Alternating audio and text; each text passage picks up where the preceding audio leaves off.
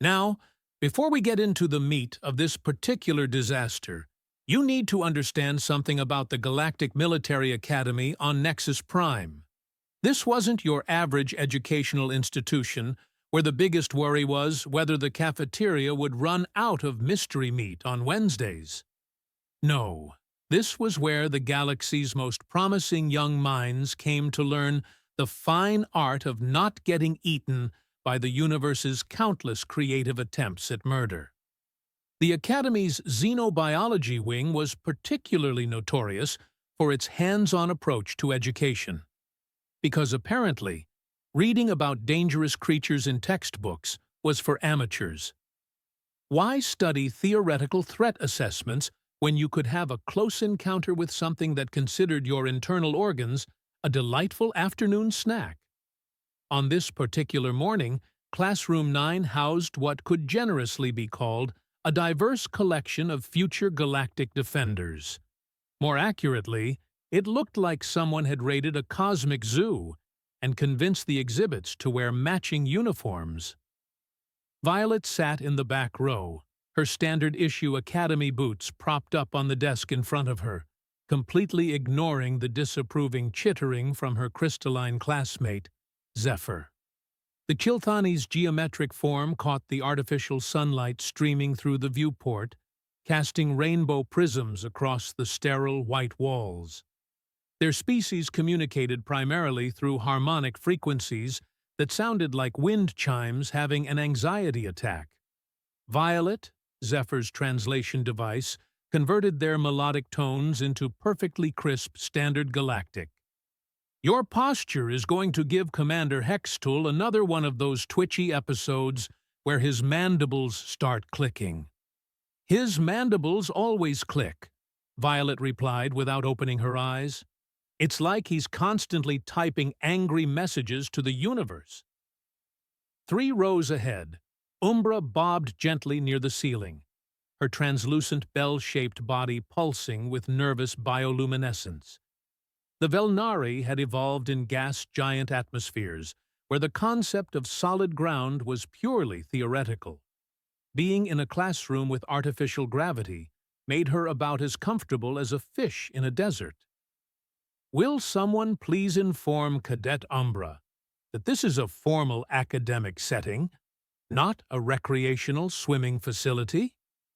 Commander Hextool's voice crackled through his thoracic speakers as he stalked into the room on 6 precisely articulated legs. The commander was what happened when evolution decided that praying mantises needed to be larger, more militaristic, and significantly less patient with undergraduate incompetence. His exoskeleton bore the polished gleam of someone who spent way too much time maintaining his appearance and way too little time developing anything resembling a sense of humor. Hextool's compound eyes swept the classroom with the mechanical precision of a targeting system. Each student received the same measured assessment. Disappointment, with a side order of barely contained professional frustration. Today's practical examination, he announced, his mandibles clicking in that rhythm that Violet had come to associate with impending educational trauma, will test your ability to conduct field assessments of potentially hostile xenobiological specimens. The room's temperature seemed to drop several degrees. Even Umbra's nervous pulsing slowed to what could charitably be called mildly terrified instead of her usual, completely panicked.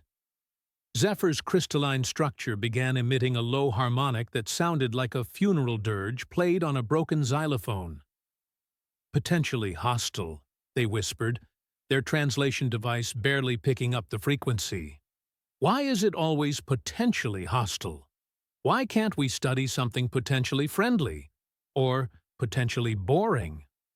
Because potentially boring doesn't adequately prepare you for the realities of frontier service, Hextool replied, with the kind of smile that would have been reassuring if he'd possessed anything resembling lips instead of articulated cutting implements. Violet finally opened her eyes and surveyed the room. 23 cadets from 15 different species. and she was willing to bet her next meal ration that she was the only one in the room whose idea of potentially hostile included things like territorial disputes with the neighbors and running out of coffee. Growing up on Kepler's edge had given her a somewhat skewed perspective on what constituted danger. When your childhood entertainment consisted of dodging plasma storms and making pets out of things that most civilized worlds classified as lethal fauna, the Academy's definition of excitement tended to fall somewhere between mildly interesting and Tuesday. The specimens arriving today, Hextool continued, apparently oblivious to the collective whimpering now emanating from roughly two-thirds of his class, are juvenile examples of the Nethkari species.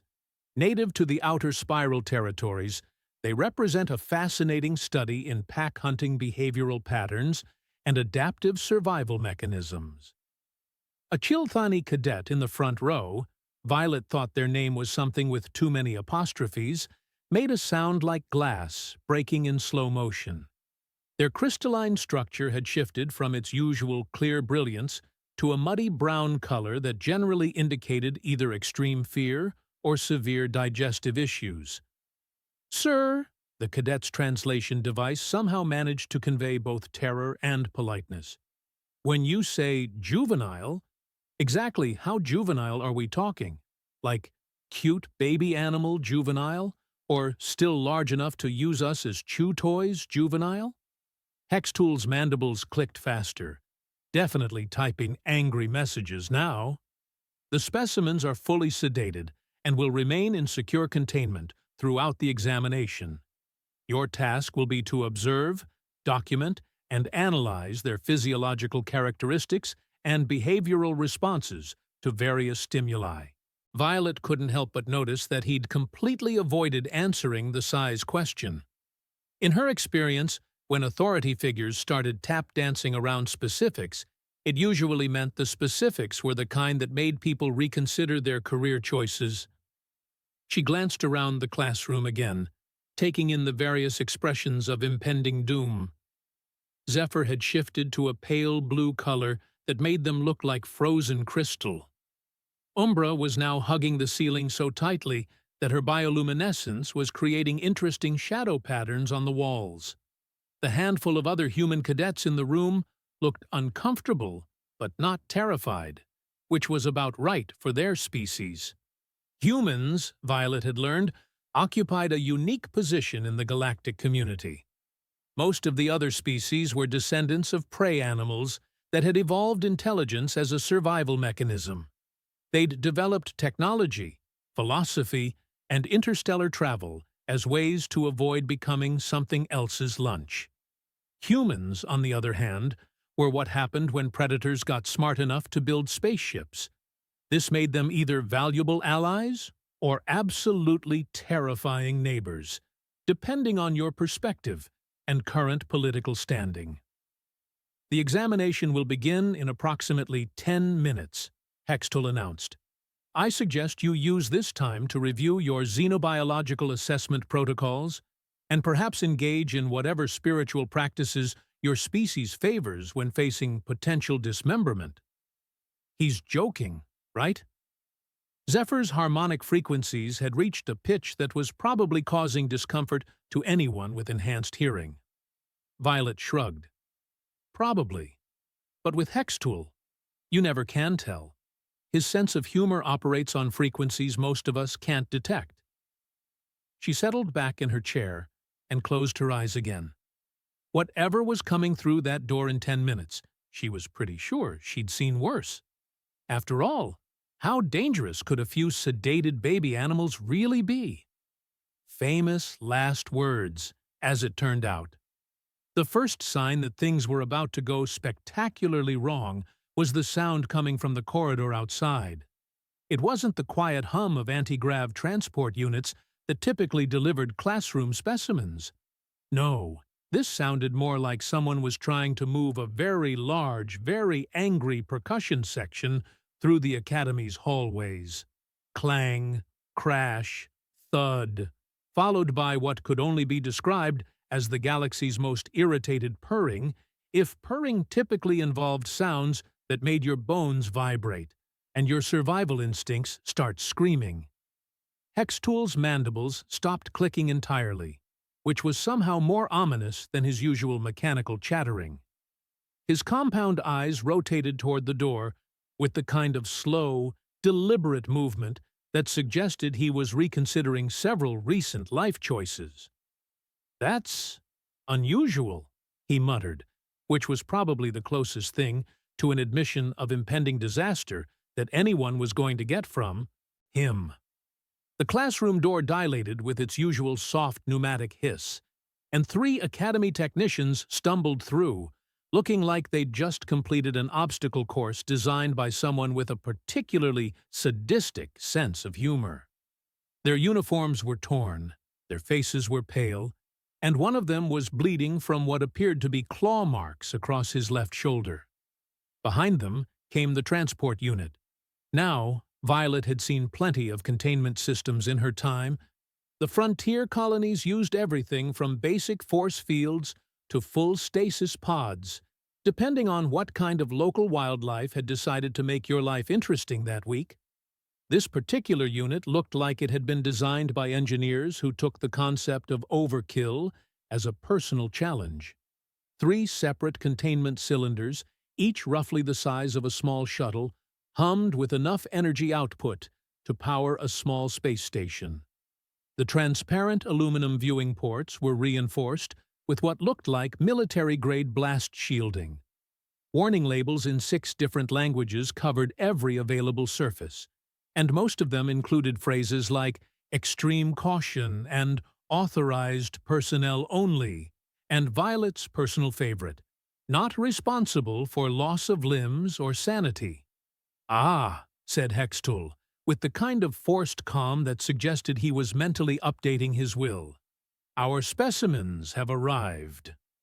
The technicians began running diagnostic checks on the containment systems with the nervous efficiency of people who really wanted to be somewhere else. Status lights blinked green across the control panels. Energy readings showed optimal containment field strength.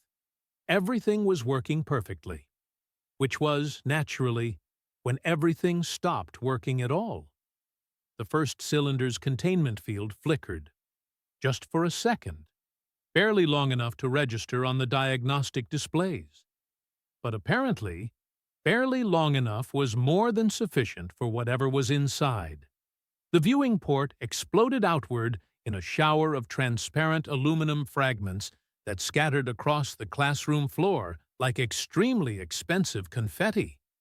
Emergency alarms began wailing with the kind of urgent intensity usually reserved for hull breaches and reactor meltdowns.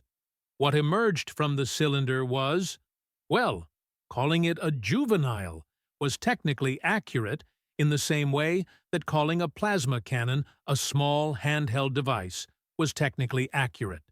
It was juvenile compared to what a full-grown Nethkari presumably looked like, but that still left it roughly the size of a small shuttlecraft with more teeth than seemed geometrically possible. The creature's hide was a deep midnight blue that seemed to absorb light rather than reflect it. 6 powerful limbs ended in retractable claws that could probably cut through hull plating without much effort. Its head was vaguely feline, if cats had evolved on a world where looking insufficiently intimidating was a capital offense. 2 rows of crystalline teeth caught the emergency lighting and threw it back in sharp, predatory gleams. But the eyes were what really got everyone's attention. Intelligent, calculating, and currently focused on the classroom full of potential prey with the kind of interest that made evolutionary survival instincts start firing off warning signals like a broken alarm system. The second and third cylinders chose that moment to join the party. Because apparently, when the universe decides to have a laugh at your expense, it doesn't believe in doing things halfway. 23 cadets suddenly remembered that they were, in fact, descended from creatures that had survived by being very, very good at not getting eaten. The classroom erupted into what could charitably be called organized chaos, and more accurately be described as screaming panic with occasional attempts at military discipline. Zephyr's crystalline form went completely transparent, apparently their species' version of fainting. They managed to maintain structural integrity, but just barely, and the sound they were making was like a crystal chandelier having a nervous breakdown. Umbra shot toward the ceiling so fast she left a bioluminescent trail, pressing herself against the ventilation grates like she was trying to phase through solid matter through sheer force of terror. Her natural translucency made her look like a very frightened ghost who'd gotten lost on the way to a proper haunting. The other alien cadets were employing various species-specific panic responses. Some activated personal shield generators. Others tried to make themselves as small as possible, which worked better for some body types than others. A few of the more martially inclined species actually drew weapons, though their hands were shaking so badly that Violet wasn't sure they posed more danger to the creatures or to each other. Commander Hexatul was making rapid clicking sounds that his translation system couldn't seem to process, probably because they were the insectoid equivalent of very creative profanity. His 6 legs were carrying him toward the emergency alert panel with admirable speed, though his compound eyes remained fixed on the 3 predators that were now loose in his classroom. And the 3 Nethkari cubs stopped. They stood in the middle of the chaos, heads turning slowly as they surveyed the pandemonium surrounding them. 23 terrified cadets, 1 panicking instructor, 3 traumatized technicians, and enough emergency lighting to illuminate a small city. Their eyes swept past every single one of them, and focused, with laser-like intensity, on Violet, who was still sitting in the back row with her feet up, calmly unwrapping what appeared to be a sandwich from her lunch pack. "Well," she said, taking a bite, and looking at the 3 massive predators who were now staring at her with the kind of focused attention usually reserved for particularly interesting prey. "This is new." The largest of the 3 cubs took a step toward her. Then another. Its claws clicked against the classroom floor with the sound of very expensive knives being sharpened. "Violet!" Zephyr's harmonic shriek somehow managed to convey both terror and concern through their translation device. "What are you doing?" "Having lunch," Violet replied, as if this were the most reasonable response to being stalked by 3 apex predators. "Want some? I've got extra." The Nethkari cubs continued their approach, moving with the liquid grace of creatures that had been born knowing exactly how to kill things efficiently. Emergency containment protocols were flashing across every display panel in the room. The Academy's automated defense systems were probably charging up weapons that could level city blocks. And Violet took another bite of her sandwich and waited to see what would happen next. Because if there was one thing growing up on the frontier had taught her, it was that sometimes the best way to handle a dangerous situation was to act like it wasn't dangerous at all. Sometimes you got eaten for your trouble, but sometimes you got something much more interesting. What happened next defied every piece of xenobiological theory that had been written in the past 3 centuries. The 3 Nethkari cubs walked up to Violet's desk, looked at her for approximately 5 seconds, and then settled down beside her chair like oversized house cats who had just found the perfect sunny spot for an afternoon nap. The largest one, easily the size of a small atmospheric shuttle, curled up next to her left side and began making a sound that was probably purring, if purring typically registered on seismic equipment. The smallest of the 3 claimed the space by her right foot, while the middle one stretched out in front of her desk and rested its massive head on paws that could have doubled as industrial cutting tools. Violet continued eating her sandwich. The silence that followed was the kind of profound quiet that usually preceded either enlightenment or catastrophic explosions. Given the setting, catastrophic explosions seemed more likely. Commander Hextool's mandibles had stopped clicking entirely. His compound eyes were fixed on the scene before him with the kind of intense focus usually reserved for examining enemy battle formations or trying to figure out where you'd left your keys in a three-dimensional maze. "This is," he began, then stopped. Started again. "The theoretical framework for this scenario doesn't—" Another pause. "What exactly is happening right now?" "Lunch break," Violet replied, offering a piece of her sandwich to the smallest cub.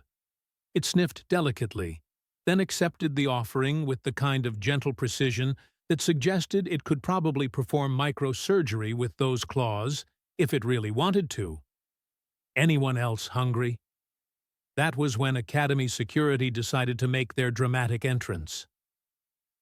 Lieutenant Flux burst through the classroom door with the kind of tactical precision that suggested he'd been expecting to find scattered body parts and maybe some artistic blood spatters on the walls. He was followed by a full containment squad, armed with enough stun weapons to drop a small army, and wearing the kind of protective gear usually reserved for handling radioactive materials in the middle of a plasma storm. They took in the scene.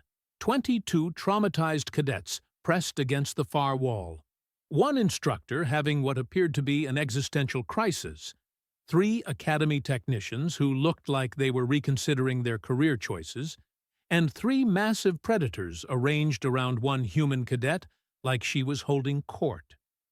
Flux's weapon arm, a cybernetic replacement that could probably punch through battle armor, slowly lowered.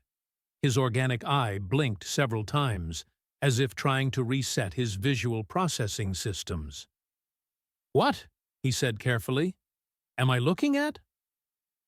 "Educational demonstration," Hextool replied with the kind of strained dignity that suggested he was desperately trying to maintain the illusion that this had all been planned. "Cadet Violet is demonstrating advanced xenobiological field assessment techniques. By having a picnic with 3 apex predators? It's a very advanced technique." Lieutenant Flux had been working Academy security for long enough to recognize the particular brand of chaos that happened when educational initiatives collided with reality. He'd seen cadets accidentally create sentient holographic professors, watched training exercises evolve into minor interstellar incidents, and once had to explain to the Academy board why the gymnasium was now technically classified as a temporal anomaly. But this was new, even for him. "Cadet," he addressed Violet directly, "are you in any immediate danger?" "Doesn't seem like it," Violet replied, scratching behind the ears of the largest cub. It leaned into her touch and made that seismic purring sound again. "They're actually pretty friendly, once you get past all the teeth and claws and general predatory aesthetic." "Friendly?" Flux's tone was carefully neutral. "The 3 juvenile Nethkari specimens that just broke out of military-grade containment systems are friendly." "Well, scared, mostly. But yeah, friendly, too." Scared was not a word that anyone in that room had been expecting to apply to 3 creatures that looked like they could hunt battleships for sport. But, as Violet said it, something about the cub's posture suddenly made sense. The way they'd positioned themselves wasn't aggressive. It was protective. They weren't guarding against the room. They were guarding against the room getting too close to Violet. "Scared of what?" Flux asked, though his tone suggested he was starting to suspect the answer wasn't going to fit neatly into any official report. "Being alone," Violet said simply. "Having everyone around them be afraid. Being treated like monsters instead of kids. The smallest cub had curled up against her leg and was making soft, chittering sounds that bore no resemblance to the bone-rattling purrs of its siblings. Up close, without the dramatic lighting and emergency alarms, it was possible to see that its hide was marked with scars. Not battle scars, but the kind of marks that came from medical procedures and containment restraints.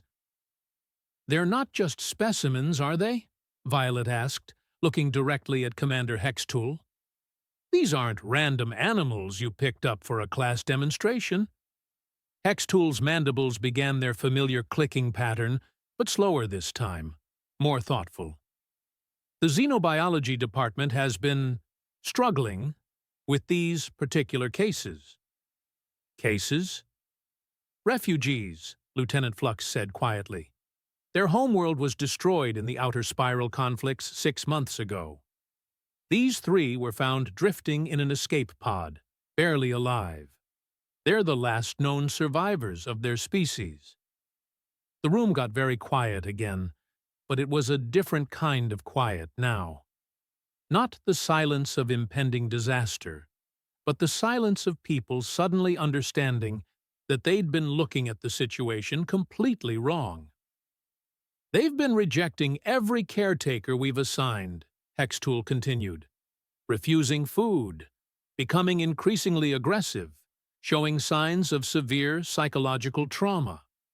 The medical staff was beginning to think they might not be psychologically salvageable.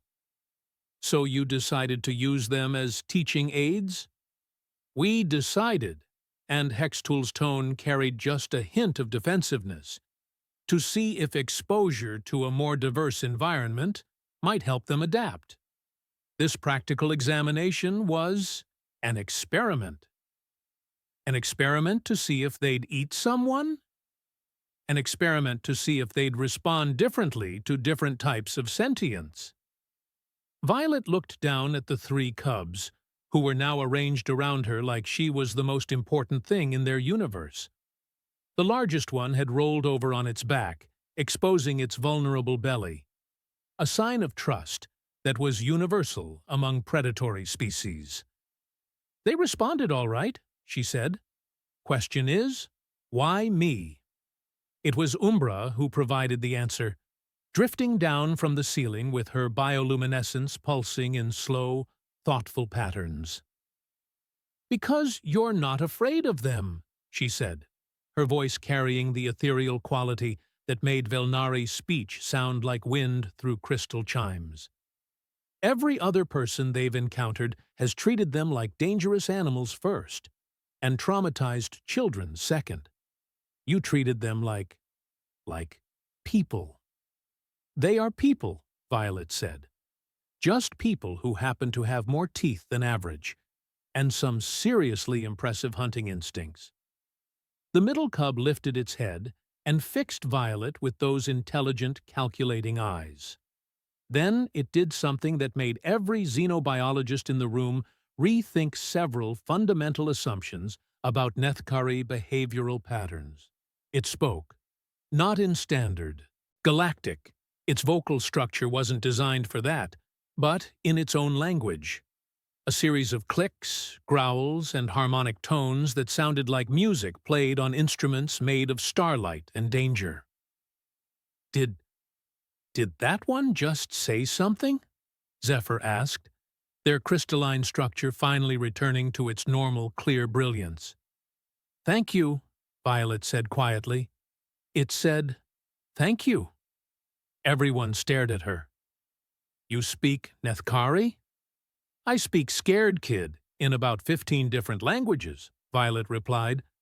"The words change, but the meaning's usually pretty similar." And that was when Lieutenant Flux realized that this hadn't been an accident at all. His cybernetic eye whirred as it refocused on Commander Hextool, running a quick behavioral analysis subroutine that he'd picked up during his military intelligence days.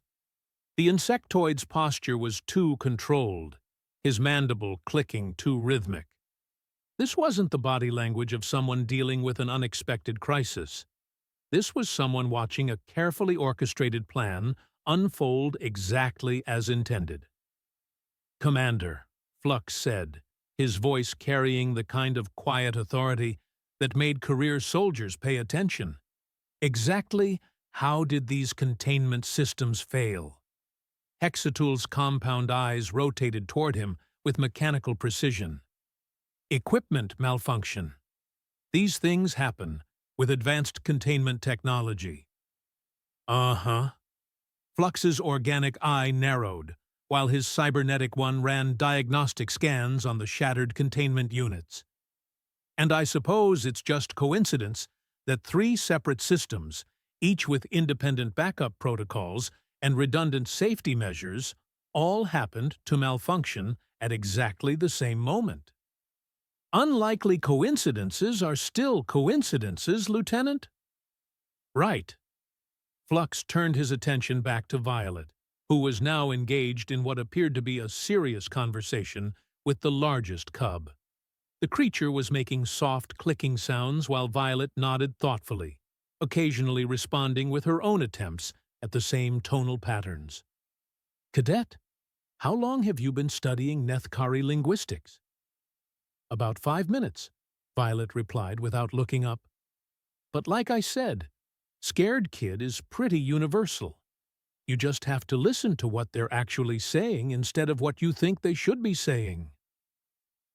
The middle cub had moved closer to her chair and was now making what sounded like question marks, rendered in harmonics. Violet tilted her head, considering, then made a series of clicks that caused all 3 cubs to perk up with obvious interest. "What did you just tell them?" Commander Hextool asked, and there was something in his tone that suggested professional curiosity was wrestling with personal concern. "I asked if they wanted to tell me what really happened to their world," Violet said, "because the official reports always leave out the important stuff." The smallest cub began a complex series of vocalizations that rose and fell like a mournful song.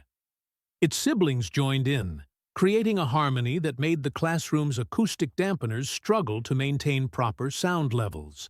The music, and it was music, complex and beautiful and heartbreaking, painted pictures of a world that had been green and wild and alive.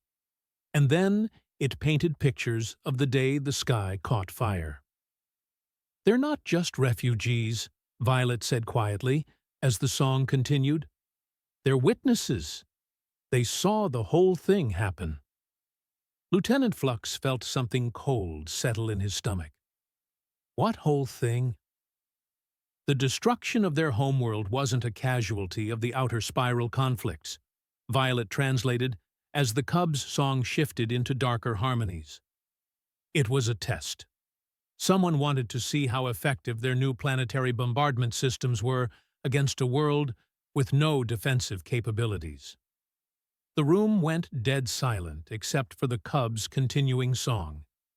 Even the emergency systems seemed to hesitate, as if the building itself was holding its breath. "That's—" Commander Hextool's mandibles clicked in rapid, agitated bursts. "That's not possible. The intelligence reports clearly indicated natural orbital decay caused by solar instability." "Intelligence reports say what people with agendas want them to say," Violet replied. "These 3 were there. They watched their entire species die as target practice for someone's weapons development program."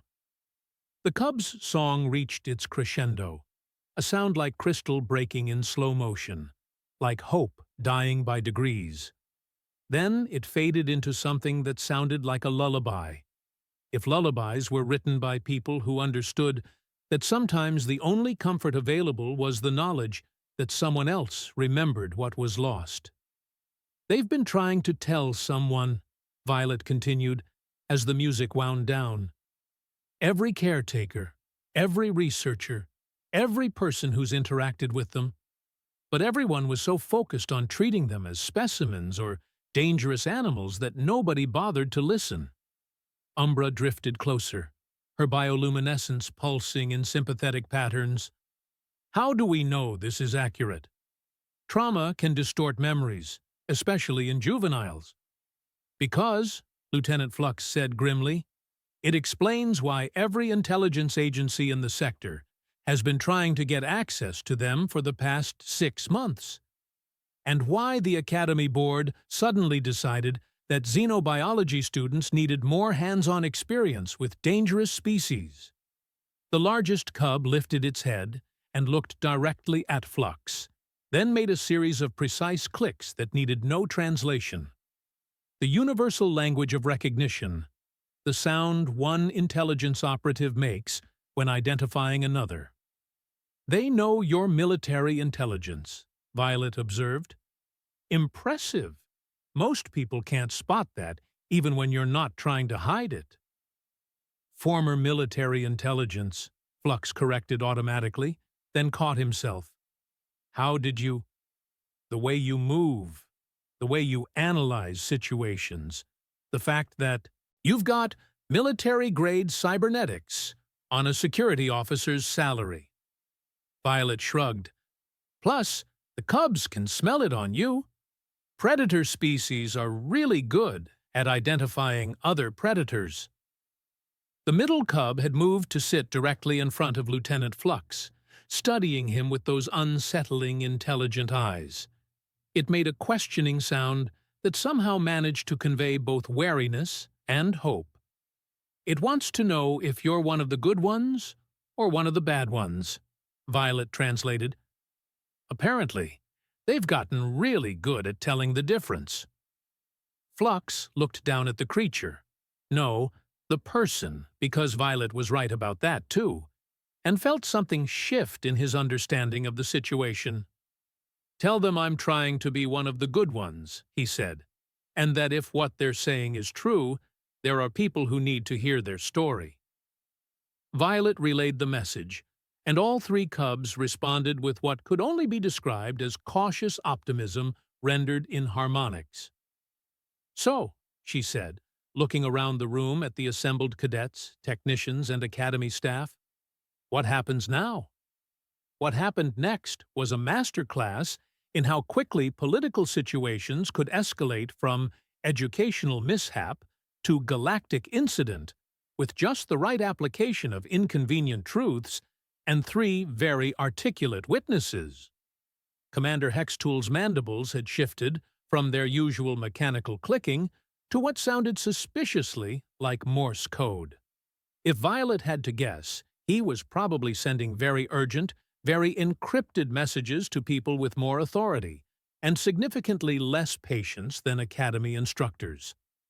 Lieutenant Flux, he said aloud, his voice carrying the kind of forced calm that usually preceded either promotions or court-martials. I believe this situation has escalated beyond standard academy protocols. You think? Flux's cybernetic eye was now cycling through multiple scanning modes, probably recording everything for later analysis. We've got 3 survivors of what appears to be a war crime. They've just identified themselves to a room full of witnesses, and half the sector's intelligence agencies have been trying to get access to them for months. Yeah, I'd say we're officially beyond standard protocols. The Cubs had arranged themselves into what was clearly a defensive formation around Violet's chair, though they managed to make it look casual. Professional bodyguards could have learned a few things from their positioning, maximum coverage of potential threats, while maintaining the appearance of relaxed vigilance. The question, Violet said, absently scratching behind the ears of the smallest cub, is what the Academy Board was really hoping to accomplish here. Because I'm guessing this wasn't actually about giving xenobiology students a hands-on learning experience. Commander Hextool's compound eyes rotated toward her with mechanical precision. Cadet, you are making some very serious accusations. Am I? Because, from where I'm sitting, it looks like someone arranged for 3 traumatized war refugees to be put in a situation where they'd either bond with someone who could understand them or have a complete psychological breakdown in front of a room full of witnesses. Either outcome would be useful for different reasons. The largest cub made a sound that was part growl, part laugh, and entirely approving. It had been watching the conversation with the kind of focused attention that suggested it understood more standard galactic than anyone had realized. If they bonded with someone, Violet continued, you'd have a translator who could help them share their story with the right people. If they broke down completely, you'd have evidence that they were too psychologically damaged to be reliable witnesses. That's a very cynical interpretation of events, Hextool replied, but his tone suggested that cynicism and accuracy weren't mutually exclusive. Lieutenant Flux was looking thoughtful in the way that usually made lower-ranked personnel nervous. The timing is interesting, too. Right when the outer spiral accords are coming up for renewal, suddenly the Academy decides to run an experimental educational program with the sector's most politically sensitive refugees. Politically sensitive. Zephyr's crystalline form had finally stabilized, though they were still maintaining a respectful distance from the cubs.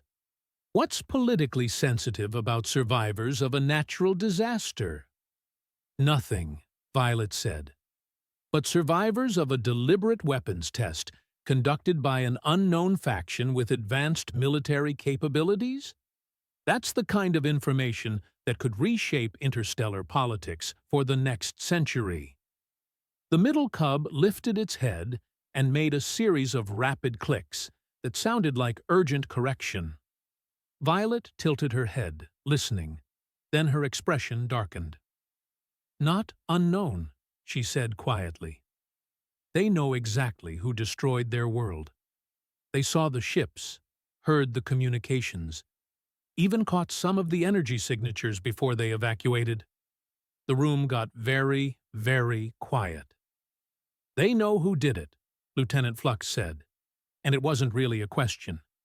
They know who did it, they know why it was done, and they know it wasn't the first world that faction has used for target practice. Violet's voice had lost its casual tone and taken on something that sounded suspiciously like barely controlled anger. The question is whether anyone with actual authority is interested in hearing what they have to say. That was when the classroom door dilated again, and the situation officially became someone else's problem.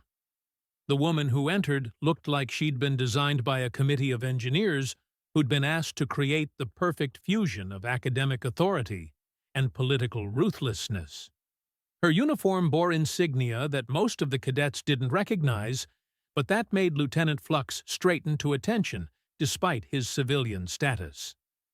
Director Vexana, Commander Hextool said, his mandibles clicking in what was either respect or relief. I wasn't expecting you to respond personally to this situation. Director Vexana's multiple eyes swept the room, taking in the scattered containment equipment, the traumatized cadets. The 3 apex predators arranged around one human cadet like she was holding court, and Lieutenant Flux's very obvious attempts to record everything for posterity. Commander Hextool, she said, her amphibious vocal cords producing the kind of precisely modulated tones that suggested extensive training in diplomatic communication. When 3 of our most valuable residents break out of containment and bond with a cadet, I tend to take a personal interest. Residents, Violet repeated, and there was something dangerous in her tone. Not refugees, not survivors, residents. Vexana's eyes focused on her with laser-like intensity. Cadet Violet, I presume. Your reputation for unconventional problem-solving precedes you. My reputation? Frontier colony background. Parent lost in the Kepler's Edge mining incident. Raised primarily by extended family, with significant experience in xenobiology and interspecies relations. Vexana's tone was conversational, but her words carried the weight of extensive research. You've been flagged as a potential candidate for our specialized programs since your academy application. The cubs had gone very still, their attention focused on the new arrival with the kind of predatory awareness that made evolutionary survival instincts start filing formal complaints. Specialized programs, Lieutenant Flux said carefully. What kind of specialized programs? The kind that require individuals capable of communicating with species that other people consider too dangerous, too alien, or too politically sensitive for standard diplomatic protocols.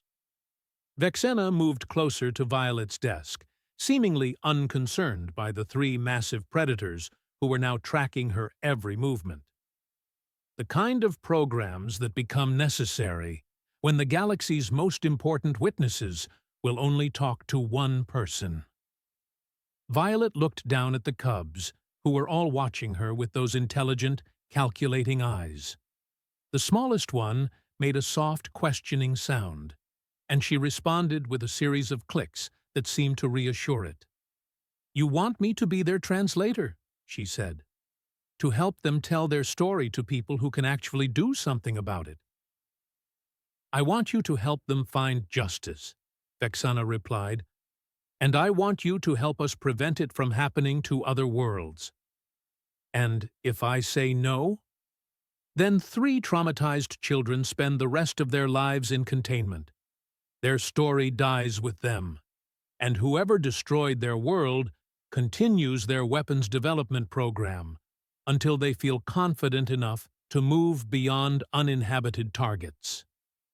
The largest cub made a sound that needed no translation, the universal language of someone who had just realized that their fate was being decided by people who viewed them as political assets rather than individuals. Violet stood up, and all 3 cubs immediately shifted position to maintain their protective formation around her. "I have conditions. I'm listening. They're not prisoners. They're not specimens. They're not political assets." Violet's voice carried the kind of quiet authority that came from growing up in places where your word was the only thing standing between survival and disaster. They're people who've been through hell, and they get treated with the respect that people deserve. Agreed. They get to choose whether they want to share their story, and they get to choose who they share it with. No forced testimony, no coerced statements, no manipulation. Within reasonable security parameters, agreed. And they stay with me, not in some research facility, not in protective custody, not in specialized housing. With me. Vexana's multiple eyes blinked in sequence, probably the amphibious equivalent of raised eyebrows. That's highly irregular. So is everything else about this situation. Violet looked around the room at the assembled cadets, technicians, and academy staff. Besides, I think we've established that regular approaches don't work very well with these 3. The cubs made harmonious sounds that somehow managed to convey both agreement and amusement. The smallest one had curled up against Violet's leg again, while the other 2 maintained their watchful positions. "Very well," Vexana said after a moment, "but you understand that this makes you responsible for their well-being, their security, and their integration into academy life." "I understand that this makes me their friend," Violet replied.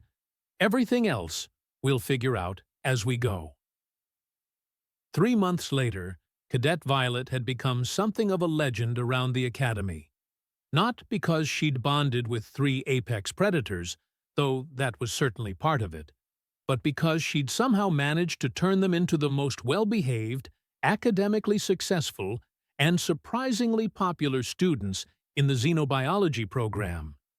The cubs had learned to navigate academy corridors without terrifying other students, though they still had an unfortunate habit of following Violet to every class and arranging themselves around her desk like furry bodyguards. They'd mastered the art of retrieving dropped styluses, intimidating anyone who tried to cut in line at the cafeteria, and providing extremely effective study group security. More importantly, they'd begun sharing their story with the people who needed to hear it.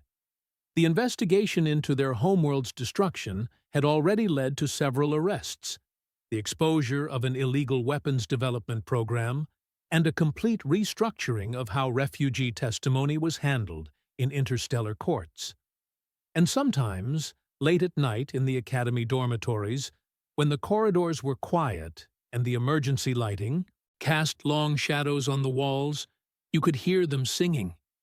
Not the mournful songs of loss and trauma, but new harmonies, songs of friendship, of safety, of belonging somewhere again. Songs of hope, rendered in the language of 3 survivors who had found someone willing to listen.